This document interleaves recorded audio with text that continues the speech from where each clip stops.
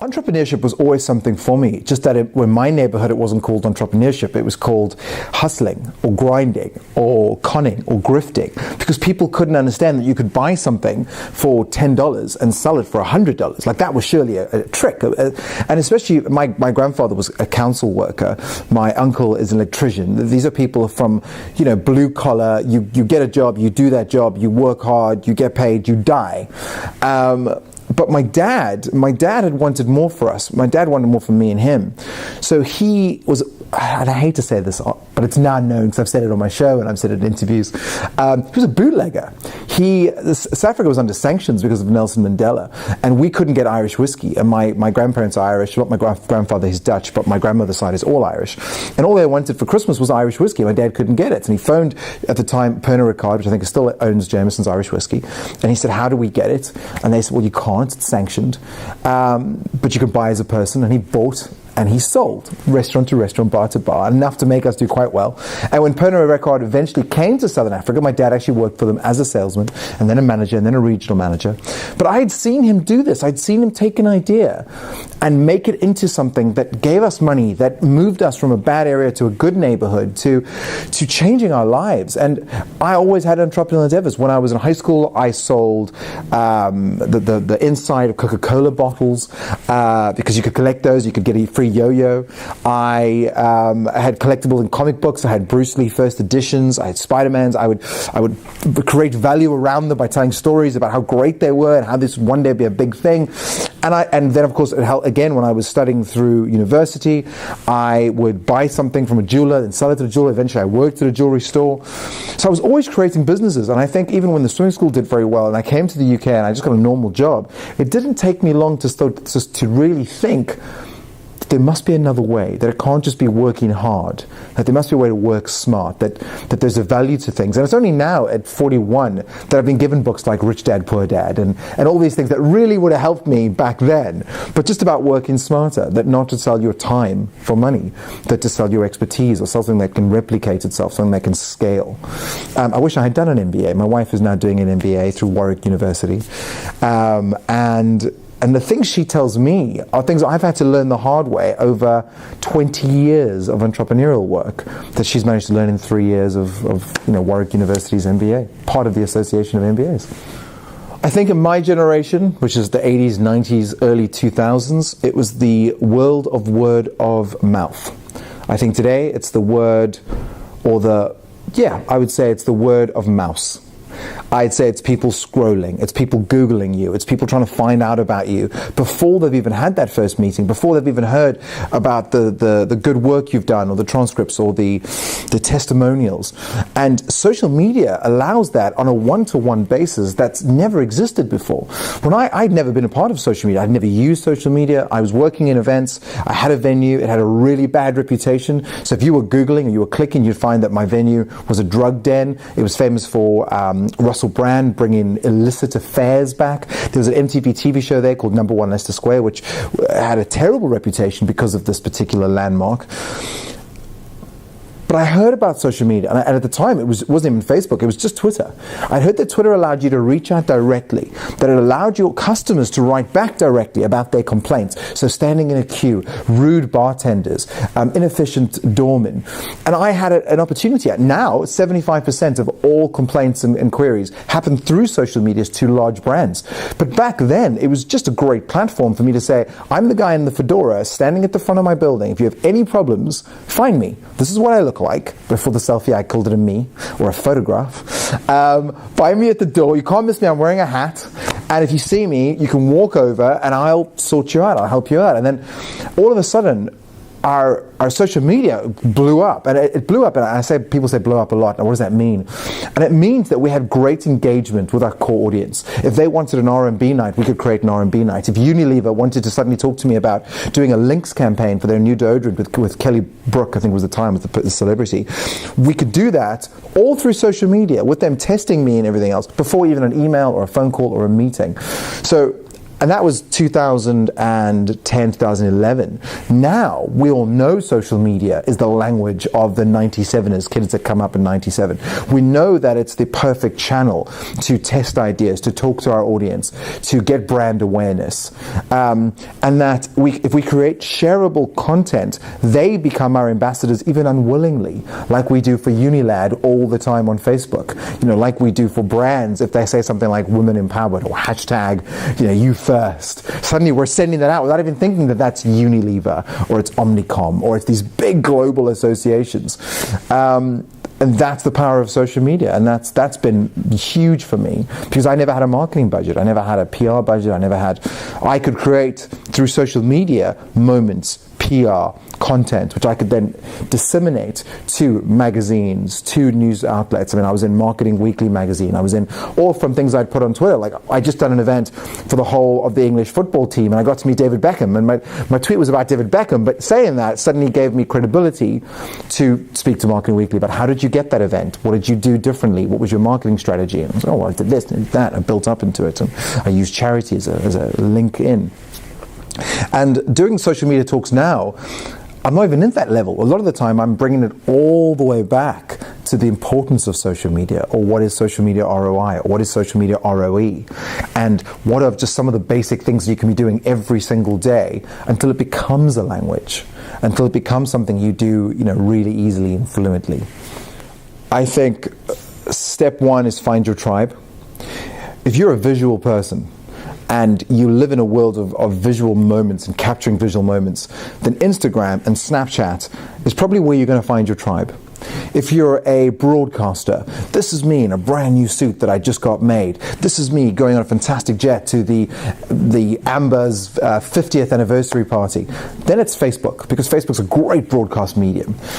But if it's dialogue, which is me, I love talking to people, I love getting feedback, then Twitter's my tribe. Twitter's where I can send out 110 characters plus a hashtag to my community, and I can use that hashtag to find my community, to galvanize my tribe around me. And it's really easy for us today, because we've got things like hashtag startup life, hashtag startup, hashtag entrepreneur, hashtag entrepreneur lifestyle, and then hashtag event profs for the event community, and hashtag fitfam for your fitness community, and that's great, because Instagram has taken on those hashtags now to help galvanize communities around that. And so I would say, find your channel. Don't try and be everywhere. Don't try and be on Snap and on Insta and on Facebook and on this and on the new one, Beam, and you're on Slack and you're trying to get onto. Choose two.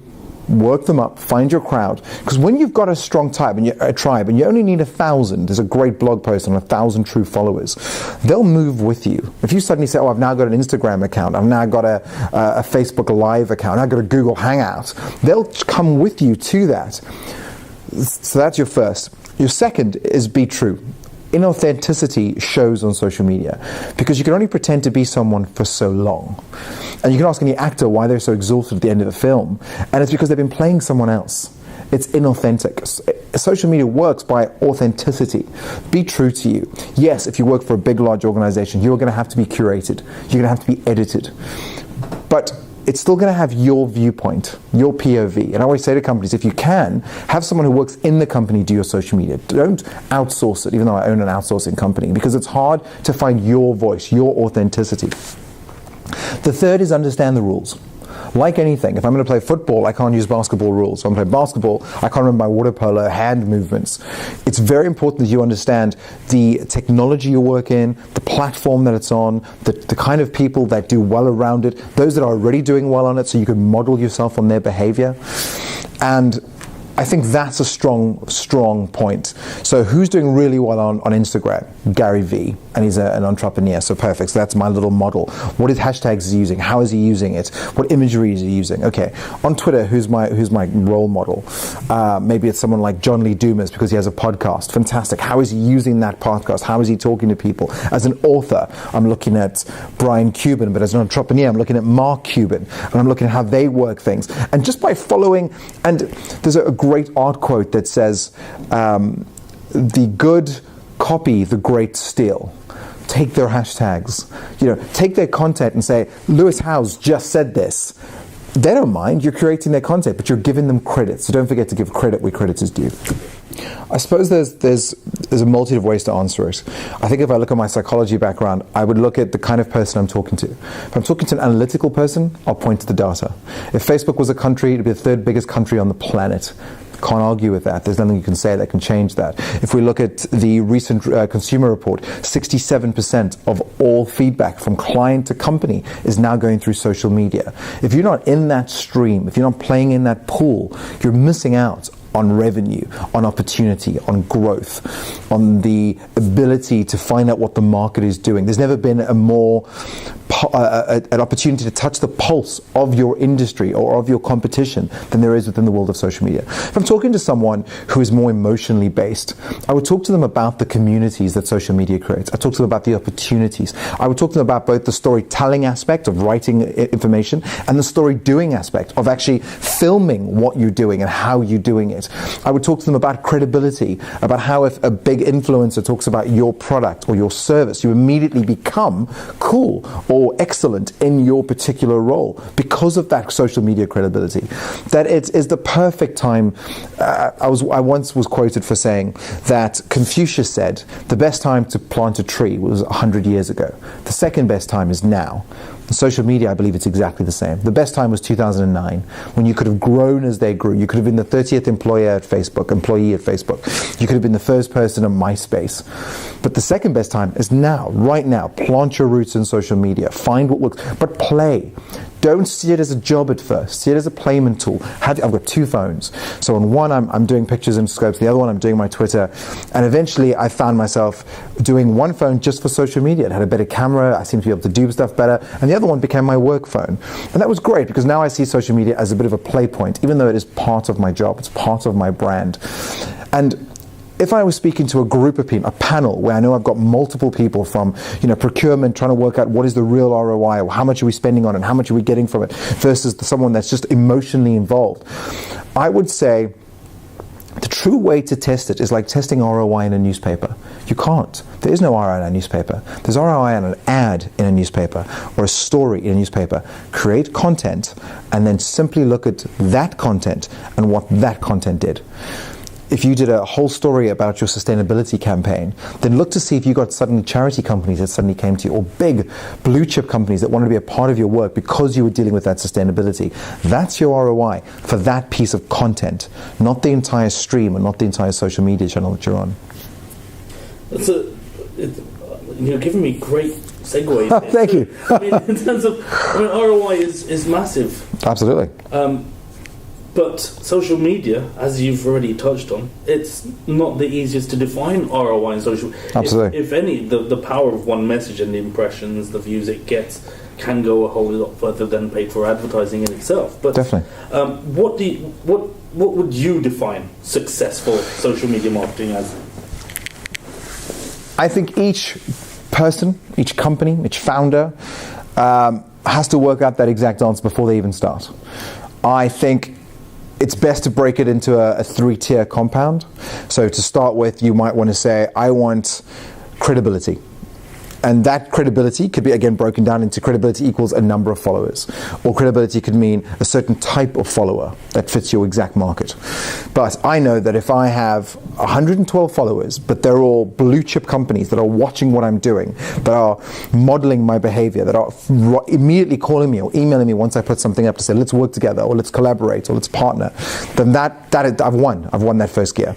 Second gear, I would look at what I'm creating. I would actually say that each piece of content that I'm creating has to have a goal. So this goal is purely for amplification. I want this to go out as many times as possible. How many impressions? How many click-throughs? How many retweets? That's important to me. How many likes? That's important. Now I know that brand was well accepted. Great. And we can answer that question. Thirdly, pure return on investment. How much have I put out and how much have I got back in? If you are putting out 8 hours a day and your hour is worth £25 or £250 and you have not got that back in as you would any sale within 3 months, then you need to relook at what you're doing. Maybe you need to give that to a organization in the Philippines or India that is £5 an hour, but can create double the amount of content, and you can test to see if that works. Maybe it's about getting someone who understands the medium better. Maybe you are not the right person.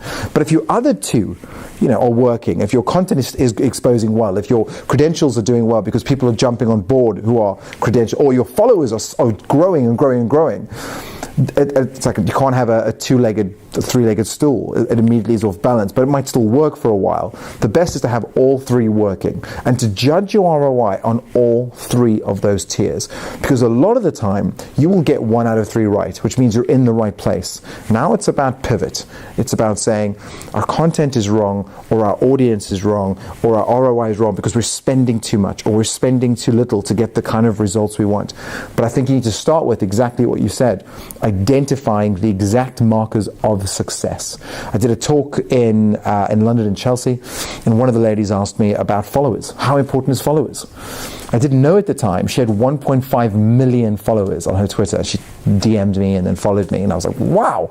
And she asked this question, and I had at the time, I think I had about 50 or 60,000. And I said to her, who's more powerful, do you think, in your mind, in your POV? Hitler or Jesus? Jesus had 12 followers, Hitler's had millions. But the power of influence, JC could get people to do incredible things. Hitler could only get people to do incredible things for a short period of time. Ask yourself, what do you rather have? And she turned around and said, well, I have a lot of followers, but if I say buy my t-shirt or go and watch my TV show, I'm not getting that engagement. I said, then those aren't powerful followers. You're better off with 1,000 followers that when you say buy my t-shirt, 1,000 buy your t-shirt. You can make a living off just 1,000 people that buy your books and buy your courses and get your services. That's more powerful, that's more important. But make sure it's part of a three-prong identifiable ROI that you expect from your social media. And do it on each social media stream, because they are very different. Fantastic question. I mean, really, really good question, and one that almost never gets asked, and I try and put it into my talks because I think it's such an important point. I think before Jeff Wynne, people in hotels thought that the manager ran the hotel. And we thought the operation manager if it was a group, and we thought the franchisor if it was a franchise, and we thought... Jeff Wynne explained that everyone is part of that hotel. That from the valet to the bellboy to the mint that's put on your pillow to the cleaner, everyone is creating the Wynne experience. And I think that is so true in social media. You can have an incredible organization. I'm a massive fan of HSBC. They're incredibly good to me. And everything they do, I find, from their call center to when I go into a branch, everything is well done. But the amount of times I see social media tweets from HSBC employees saying, horrible day at work, overworked, too much problems with the phone lines, this issue occurred, that issue occurred, that's taking HSBC's brand and breaking it down. Because I don't think HSBC has taken the time to understand that every single person within that company, within that brand, needs to be a brand ambassador. Because they have the power of picking up their phone and commenting on the brand. I think you can, I'm trying to think of his name now. And I apologize, sometimes it's hard to find words. But one of the greatest investors of all time, Buffett, said, it can take 20 years to build a reputation, but 1 click to destroy it. And I think that is no more true than it is in social media. Make everyone responsible. And yes, if at the beginning that means that you have to say to them, you can't tweet, you can't Instagram on behalf of, or you need to be very clearly state in your bio, none of your opinions match the company in which you work for, so be it. But slowly but surely, make ambassadors. Turn your staff into followers and turn your followers into fans. I'm not very good at Facebook. I've told everyone this. I find it really difficult. I find the whole broadcast medium of the trains were terrible today, full stop. Okay? I had this for breakfast, full stop. Okay, I can't believe how scared I am right now! Question mark, exclamation mark, emoji. I don't. Why am I telling everyone this? I find it very difficult. However, for my company side, I love Facebook and the fact that I can create an advert, I can look at my statistics, and I can actually decide I only want 18 to 35-year-old women living in this area who have an interest in fitness, who like a lot of stuff on health, to all look at my advert on my non-invasive cosmetic company. Perfect. And Instagram is amazing, and I've watched it grow, and I've watched the audience grow of taking a picture, having a really clever story underneath it with some great hashtags, and how that can lead to your audience. But nothing has beat Twitter for me. Nothing. Because I can ask questions directly to my audience. And my audience, being as diverse as it is, using a hashtag, I can almost cut out people. So if I hashtag Eventprofs, I might get the event director from Amber writing back and saying, hey Jason, I didn't realize you were in the Middle East. I'm in the Middle East. We're setting up a summit. Why don't we meet up? Amazing. That immediately now has an ROI. I've got a return of my investment of time. It's got an ROE. I've now got an emotional relationship with Amber, and I'm hoping that will become something else, and I can start adding it to my platform. And I'll have other people suddenly write in who are Eventprofs. They might have nothing to do with me being in the Middle East, or nothing to do with Amber, but suddenly go, hey, wow, what are you doing in the Middle East? Now I've got a conversation. And now I'm in that person's stream and my stream. And all their followers that don't know me suddenly see me popping up in the stream. Now they come over and now they're looking at my stuff. Oh, I quite like his stuff, actually. I'm going to follow and subscribe. And I found that to be amazing. I love the dialogue. I love the communities that Twitter provides. I also love that Twitter now has a weekly TV digest. It's got this thing where at certain times during certain days they are an owned moment. So Wedding Wednesday is all about weddings from 9 to 10. Event Planners Tuesday is Tuesdays from 2 o'clock to 3 o'clock. You can write anything you want about. And it kind of feels like a TV channel. I know when I need to switch on to what to suddenly talk about any particular thing in my business or in my world or in my community. So for Twitter is phenomenal. And I hope that they find a way to make profit from it so that it continues to move forward and evolve and become something great.